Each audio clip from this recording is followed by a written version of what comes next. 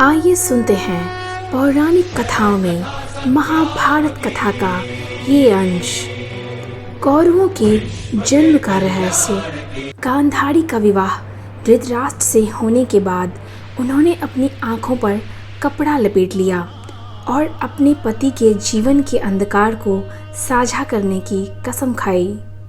एक बार ऋषि व्यास हस्तिनापुर में गांधारी से मिलने आए और उन्होंने महान संत की सुख सुविधाओं का बहुत ख्याल रखा और देखा कि हस्तिनापुर में उनका प्रवास सुखद था।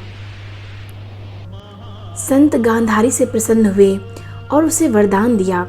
गांधारी 100 पुत्रों की कामना करती थी जो उसके पति के समान शक्तिशाली हो। व्यास ने उसे वरदान दिया कि उसके 100 पुत्र होंगे। समय के साथ गांधारी ने खुद को गर्भवती पाया, लेकिन 2 साल बीत गए फिर भी बच्चा पैदा नहीं हुआ।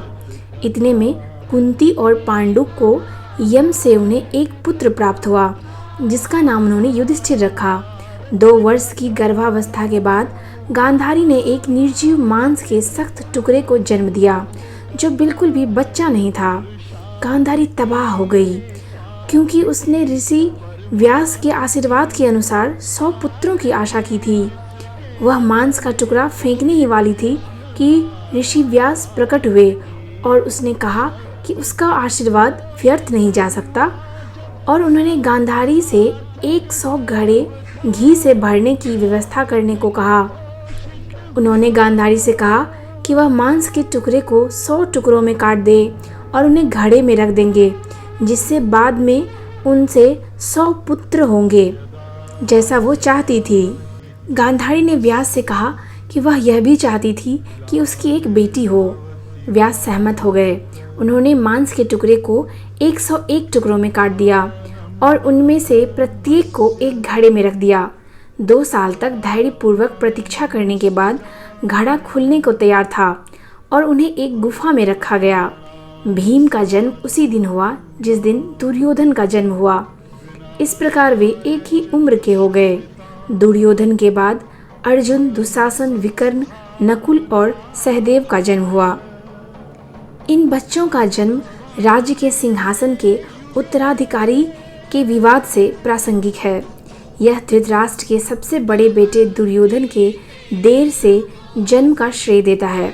बावजूद इसके कि उसके पिता की जल्दी शादी हो गई थी और उसके चचेरे भाई युधिष्ठिर के लिए सिंहासन का दावा करने के मामले को वैध बनाता था, क्योंकि वह अपनी पीढ़ी में सबसे बड़ा होने का दावा कर सकता था।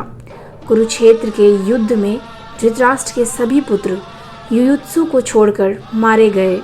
युयुत्सु गांधारी की दासी सुगदा द्वारा धृतराष्ट्र का पुत्र था। धृतराष्ट्र और गांधारी का 100 पुत्रों के अलावा एक पुत्री थी जिसका नाम दुशला था। आमतौर पर कौरव शब्द का प्रयोग राजा धृतराष्ट्र और उनकी पत्नी गांधारी के 100 पुत्रों के लिए किया जाता है। भाइयों में दुर्योधन, दुशासन, विकर्ण और चित्रसेन सबसे लोकप्रिय हैं। उनकी दुशला नाम की बहन और युयुत्सु नाम का सौतेला भाई था।